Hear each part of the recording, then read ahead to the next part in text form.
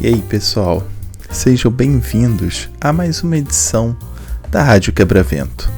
Aqui, você já sabe, você encontra tudo das novidades do mundo automotivo, muitas boas histórias e um espaço para poder relaxar, descontrair, tomar um belo café e curtir um pouco das novidades que a gente tem por aí. Eu sou Davi Amorelli e bora para os destaques de hoje? Olha, a nova gasolina já começou a valer. Vamos entender o que mudou. Alta nos licenciamentos em julho é puxada por novo programa do governo. E já que estamos nesse assunto, você vai ver 3 carros para poder comprar com desconto no IPI. E hoje a gente vai trazer um quadro novo para vocês. Essa vai ser a análise do lançamento, onde a gente vai se aprofundar um pouco mais sobre o lançamento de um modelo. No programa de hoje vai ser o novo Nissan Kicks. Olha, a gente começa esse programa trazendo um assunto que mexe bastante no bolso de todo mundo. A nova gasolina acabou de estrear no início desse mês. Nela, o teor de etanol subiu dos antigos 27,5% para 30% logo no início aqui de agosto. Com essa mudança no teor do etanol, é esperada uma redução de até 17 centavos no preço do combustível lá na bomba. Mas como ainda tem estoques a serem vendidos com o teor antigo, essa mudança deve ser sentida nas próximas semanas, não imediatamente. Agora, o que foi feito para poder compensar esse aumento de etanol na gasolina foi uma mudança na octanagem da gasolina. Ela subiu de 93 para 94 DOM. A octanagem mede a resistência à detonação na gasolina. E, trocando em miúdos, dá para entender que quanto maior, mais eficiência tem o combustível. Os estudos para essa mudança eles foram conduzidos pela ANP, a Agência Nacional do Petróleo, Gás Natural e Derivados, e pelo Ministério de Minas e Energia, e também por empresas privadas de pesquisa e tecnologia. O que muitos desses estudos trouxeram que pode afetar o seu carro, né? Bom, os carros flex podem aumentar o consumo, mas essa mudança da octanagem é esperado que faça uma compensação dessa eficiência. E também o que pode mudar o desempenho dele melhorar também de uma forma bem sensível, porque o etanol é um combustível que promove mais desempenho, apesar de trazer junto, um consumo maior. Agora, para os carros mais antigos, eles exigem uma atenção mais minuciosa, porque com a mudança nesse combustível, partes principalmente do motor, eles podem sofrer com oxidação e corrosão.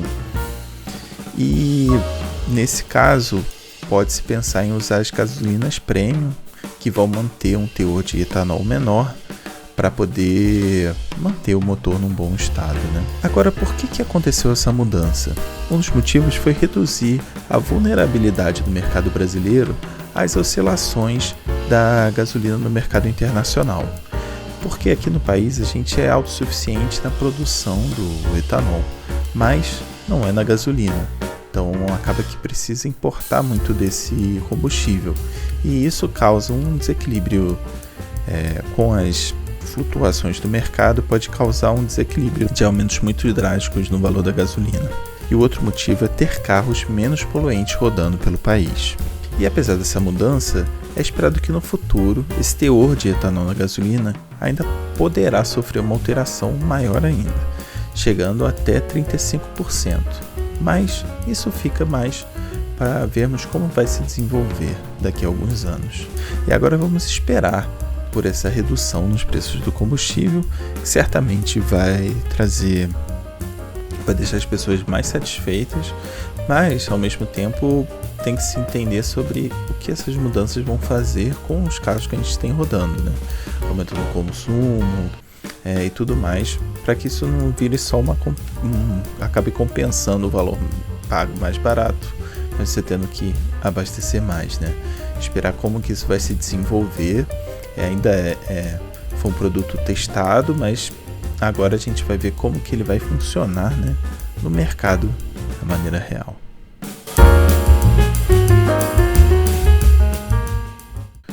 Agora a gente vai trazer um pouco dos números de vendas de automóveis nesse mês de julho e o mês que passou de julho, né? E como que o programa do governo parece ter afetado já as vendas logo de cara. Em julho foi um mês bom de vendas no geral para os veículos automotores. A gente pôde observar nos números da Fenabrave um aumento de 1,1% comparado a julho de 2024 e 13,7% comparado a junho de 2025. Esse novo programa que o governo criou e foi anunciado ali meados de julho, reduz a carga tributária de veículos considerados mais eficientes. Isso, no caso, impactou os veículos de entrada.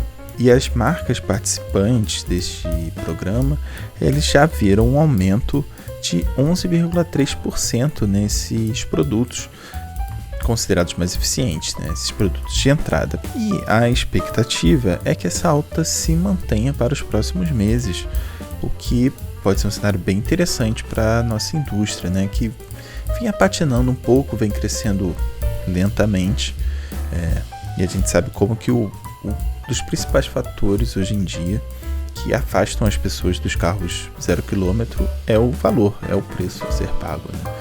Então, esse tipo de incentivo e de iniciativa de redução dos valores, dos preços, é realmente muito positivo e pode ter um impacto muito positivo na economia, podendo aumentar as vendas e, consequentemente, aumentar os empregos gerados e tudo mais que a gente já espera da indústria automobilística. Agora é ver como que isso vai impactar no direcionamento das marcas também, de trazerem veículos considerados mais eficientes para poder oferecer à população e assim ter essa redução dos impostos, né? Vamos ver como que isso se desenvolve nos próximos meses e anos, até a depender de como essa política vai ser implementada. Agora, nos mantendo nesse ensejo sobre a redução do IPI nos veículos, a gente vai trazer 3 modelos bem interessantes. Se você está aí pensando em trocar de carro, pode ficar uma dica interessante de carros que estão com esses descontos, foram mais impactados pela essa redução dos impostos. Com o novo programa, os descontos eles chegam até R$12 mil, é o máximo que chegou, né? E a regra é ali por volta de 5,27% de desconto. Isso porque o IPI é zerado para esses carros, né? Esse imposto federal. Mas vamos dar uma olhadinha em 3 modelos que estão com um desconto bem interessante. O primeiro é o Volkswagen Polo Track 1.0 MT. Ele está custando agora R$ 84.445. O preço antigo dele era de R$ 95.790. E esse desconto já inclui um desconto extra incluído pela própria montadora para poder dar aquela alavancada das vendas, principalmente no início. Agora vamos de equipamentos que ele possui. Ele traz airbags frontais e laterais, rádio Media Plus 2, ar-condicionado, direção elétrica, vidros elétricos dianteiros e travas elétricas, volante multifuncional e banco do motorista com regulagem de altura. Ele é um hatch compacto, né? O Polo, um carro que tem vendido bastante por aí, inclusive. E ele traz um motor 1.0 MPI, que desenvolve 84 cavalos e tem um torque de 10,3 kgfm. Traz sempre o câmbio manual de 5 marchas e tem um consumo para a cidade de em torno de 9,7, chegando à estrada com 16,6 km por litro, com 0 a 100 em 15,9 segundos. Um desempenho nem tão interessante assim, né? Mas certamente é um carro bem econômico e bacana. Agora um outro modelo que traz um desconto impactante é o Hyundai HB20 Comfort 1.0 MT. Ele sai por R$ 83.990. O preço antigo dele chegava a R$ 95.970. De equipamentos, ele é mais completo que o Polo. Ele traz direção elétrica, chave canivete, acendimento automático dos faróis, central multimídia de 8 polegadas, vidros elétricos com função de One Touch, dianteiros, 6 airbags, controle de tração e estabilidade, ar-condicionado e piloto automático. O motor é um 1.0 capa aspirado flex. Ele é 3 cilindros e 12 válvulas e desenvolve 80 cavalos e 10,5 kgfm de torque, com um câmbio manual de 5 velocidades também e um consumo com gasolina de 13,3 na cidade e 15,4 na estrada. Agora, um representante da Fiat, e o último que a gente vai trazer aqui, é o Fiat Argo Drive 1.0 MT. Ele custa agora R$ 86.990. O preço antigo dele era R$ 94.990. Os equipamentos. Ele traz central com Apple CarPlay e Android Auto de 7 polegadas, direção elétrica, ar-condicionado, vidros elétricos dianteiros, airbags frontais, controle de estabilidade de tração, monitor de pressão dos pneus e assistente de partida em rampa. Isso com um motor 1.0 Firefly de 75 cavalos e 10,7 kgfm de torque. O câmbio é um manual de 5 velocidades e tem um consumo de 13,6 km por litro de gasolina na cidade e 14,5 de gasolina na estrada.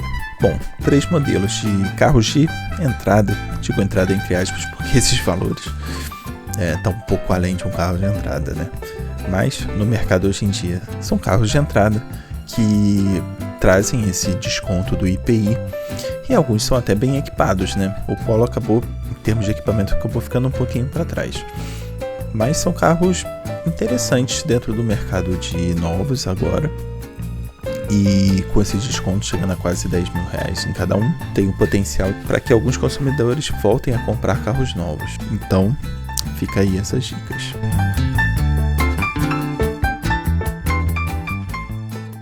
Agora vamos de estreia de quadro novo, que é sempre bacana aqui no nosso programa, né? Essa vai ser a análise do lançamento. Aqui a gente vai olhar com um pouco mais de profundidade um produto que acabou de ser lançado no mercado e vamos ver cada detalhe desse novo carro. Hoje o carro vai ser o novo Nissan Kicks, que é um lançamento, talvez tenha sido o lançamento mais aguardado da Nissan nesse ano. Eles inclusive fizeram uma campanha de marketing toda voltada dentro da empresa para esse lançamento. O modelo antigo, ele já mostrava os sinais de cansaço com a idade, né? Era um modelo que já estava há muitos anos no mercado, vendia até bem, mas estava realmente precisando de uma atualização e veio mais do que um mero facelift, veio uma mudança mais profunda. Então vamos dar uma olhada nas imagens desse carro.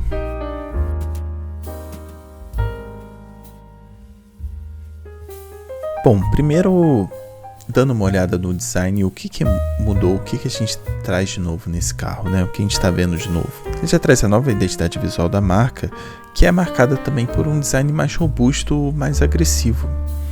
A gente pode ver aqui pela grade frontal, por exemplo, como ela tem esse porte de um carro até um pouco com dimensões maiores do que o carro antigo, né? E ele também tem essas laterais, até a traseira bem esculpida, que é uma tendência, inclusive, do design automotivo hoje em dia, principalmente para o segmento de SUVs, né? Aqui a gente está falando de um SUV compacto, né? De entrada, enfim.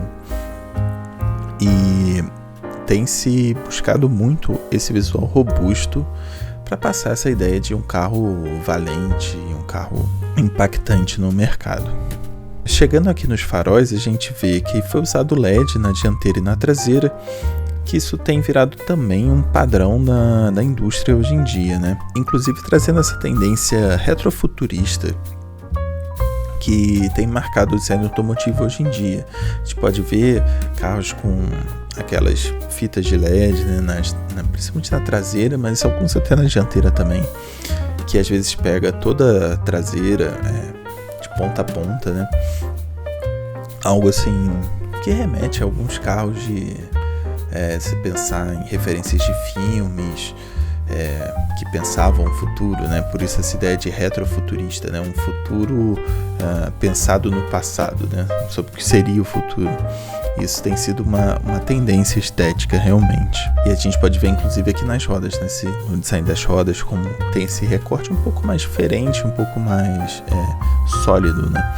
Não tão recortado, diamantado como tinha sido alguns anos atrás. O design interno, ele segue mais ou menos o mesmo padrão, né? Tem um destaque, como tem sido a norma em toda a indústria, para a central multimídia, é logo a peça fundamental dentro do design interno. Tem um uso bem interessante de materiais, alguns materiais um pouco diferentes aqui no painel, e também dentro dessa proposta das cores escuras por dentro, né? E também traz essa iluminação em LED nas versões mais caras, né? Traz essa iluminação interna um pouco mais cênica, né? Também destacando algumas partes, alguns recortes da interna do carro. Um outro padrão que tem se observado muito em carros mais caros, né? No mercado. Agora a gente já deu uma olhada nele, né, um pouco mais de profundidade no que a Nissan trouxe nesse carro. Vamos dar uma olhada no que em termos de equipamento, né, para quem pensa em adquirir o que ele traz. Bom, a versão mais básica, Sense, ela já vem com um nível de equipamentos bem interessante. Traz 6 airbags, ar digital, pedal shifts, aquela troca de marchas ali atrás do volante. Tem um painel de 7 polegadas, né? O painel é todo digital, com uma central de 12,3 polegadas, câmera de ré, alerta de permanência em faixa, controle de tração e estabilidade, todos esses itens de segurança bem interessantes. São alguns dos equipamentos.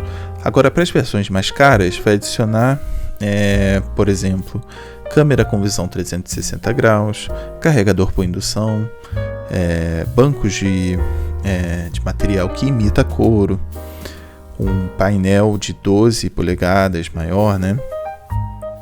Sistema de som assinado pela Bose, marca de som bem conceituada, teto solar panorâmico, e aí você vai avançando ali dentro das versões. Sobre o motor, todas as versões vão trazer um motor 1.0 Turboflex de 3 cilindros com injeção direta de combustível.